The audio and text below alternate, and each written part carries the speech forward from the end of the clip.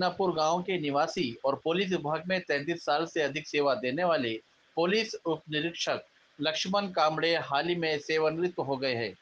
उनकी सेवाओं और समर्पण को सम्मानित करने के लिए गांव वासियों की ओर से एक भव्य सम्मान समारोह का आयोजन किया गया, जिसमें बड़ी संख्या में ग्रामस्थ उपस्थित थे।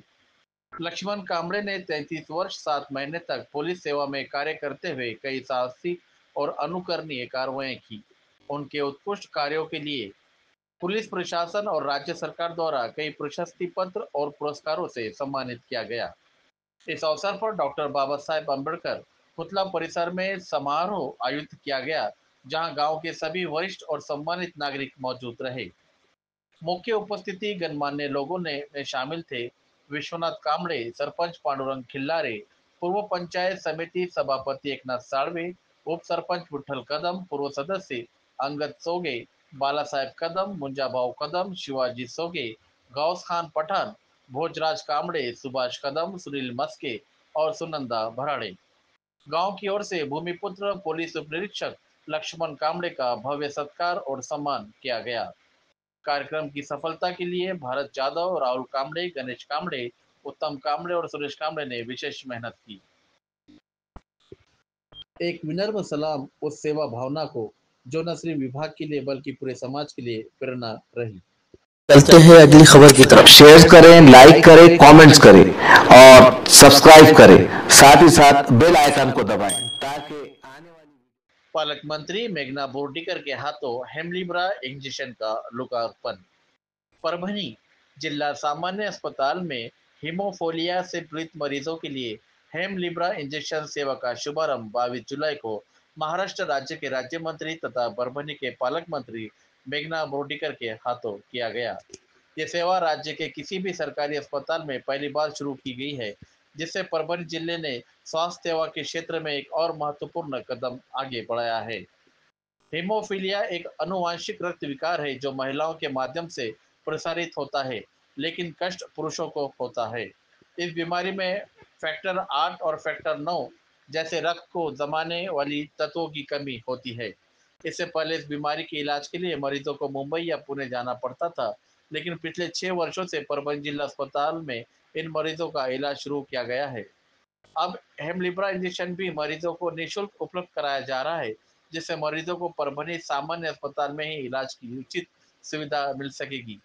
इस लोकार्पण समारोह के अवसर पर उपस्थित प्रमुख अधिकारी जिला surgeon doctor Nagesh Lakhmawar, doctor Sadanand Bhise, चिकित्सा अधीक्षक व अतिरिक्त जिला शल्य चिकित्सक डॉक्टर सारिका बड़े, डॉक्टर किरण नांदेकर, बाल रोग विषय तज्ञ डॉक्टर अजित लांब, शल्य चिकित्सक डॉक्टर मनोज भोटे, डॉक्टर माघाड़े, डॉक्टर मनीषा राठौड़, लक्ष्मीकांत पिंपलगांवकर तथा अन्य अधिकारी और कर्मचारी उपस्थित थे।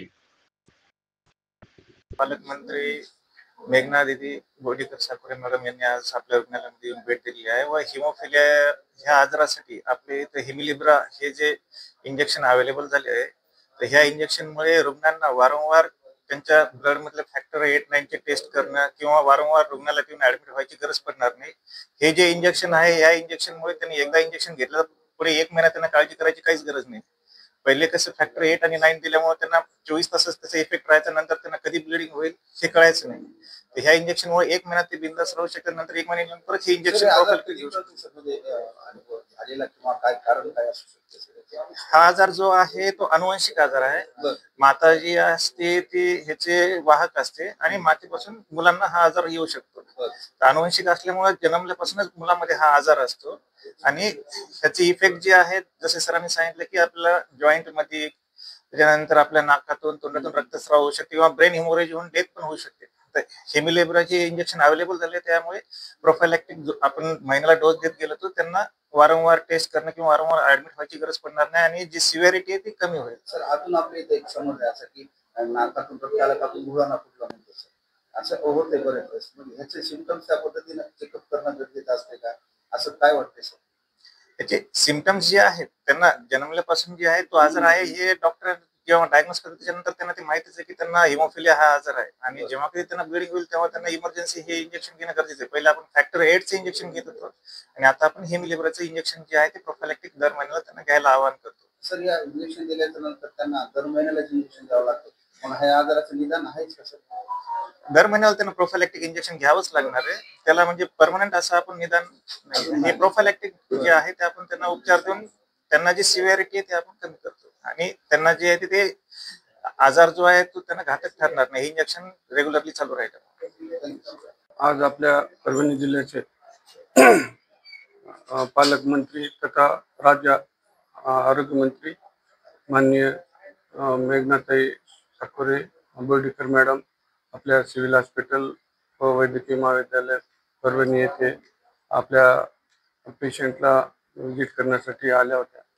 त्यांच्या हस्ते आज आपल्या महाराष्ट्रामध्ये जिथे हिमोफिलियासाठी हिमलिब्रा म्हणून जे इंजेक्शन भेटते ते इंजेक्शन अतिशय महागडे असल्यामुळे ते कुठेच महाराष्ट्रात भेटत नाही.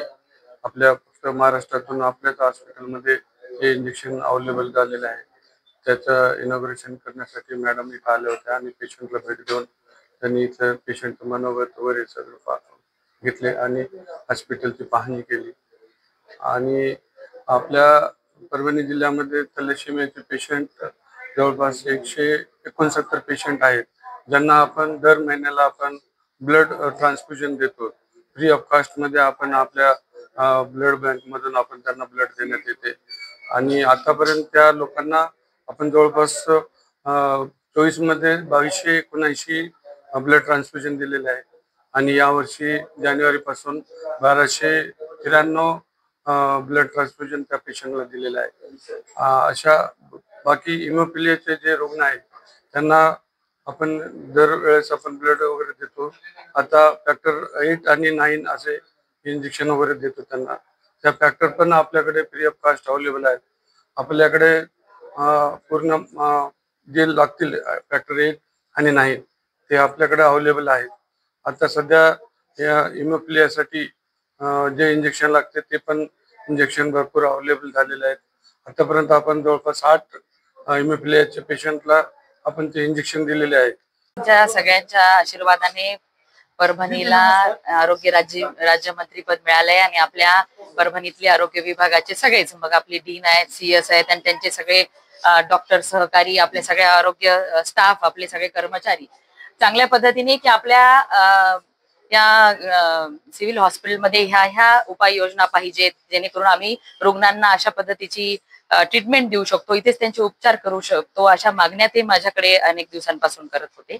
आणि आपण ह्या सगळ्या सुविधा उपलब्ध करून त्यांच्या मागणीप्रमाणे सुविधा उपलब्ध करून देण्याचा प्रयत्न केला. म्हणून आज मला आनंद होतो, अभिमान वाटतो की पहिल्यांदा मराठवाड्यामध्ये आपल्या ह्या सिव्हिल हॉस्पिटलमध्ये कॅन्सरचं ऑपरेशन यशस्वी झालेलं आहे. किमोथेरपी सुद्धा आपण या ठिकाणी देतोय. मराठवाड्यामध्ये कुठेच शक्य झालेलं नाही. आपले सगळ्या डॉक्टरांचं मी कौतुक करते की इतकं चांगलं पाऊल त्यांनी उचललेलं. आपण बघतो की कॅन्सरसाठी मग मोठ्या शहरांमध्ये जावं लागतं आणि त्या पेशंट सोबत त्याच्या घरच्यांची सुद्धा हेळसांड होत असते आणि त्या सगळ्या ट्रीटमेंट आपल्याला आपल्या जिल्ह्यामध्ये उपलब्ध झालेल्या आहेत. ही एक मोठी उपलब्धी आपली आहे आणि येणाऱ्या दिवसांमध्ये आणखीन आरोग्य सुविधांमध्ये काय काय चांगलं जे राज्यात देशात चांगलं आहे ते आपल्या इथे आणण्यासाठी आम्ही सगळेजण मिळून प्रयत्न करू.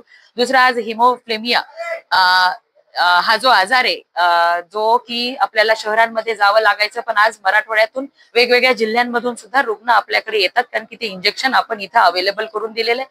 जे इंजेक्शन खूप कॉस्टली होतं, महागडं होतं आणि दर महिन्याला ते इंजेक्शन त्या पेशंटला द्यावं लागतं आणि इथं अवेलेबल झाल्यामुळे मराठवाड्यातल्या बरेच जिल्ह्यांमधून पेशंट सुद्धा आपल्या परभणीमध्ये येतात ट्रीटमेंट घ्यायला आणि परभणीच्या सुद्धा रुग्णांना ही एक सुविधा झालेली आहे. त्यामुळे आपले सर्वच आरोग्य विभागाचे सगळे अधिकारी आणि पदाधिकारी कर्मचारी जे काम करतायत ते कौतुकास्पद आहे. मी त्यांचं अभिनंदन करते, आभार मानते. आणखीन चांगल्यात चांगल्या रुग्णांना सुविधा देण्यासाठी आरोग्य राज्यमंत्री म्हणून आणि पालकमंत्री म्हणून जे जे चांगलं असेल ते आणून आपल्या जिल्ह्यातील रुग्णांना या ठिकाणी सगळ्या सुविधा आपण उपलब्ध करून देऊ.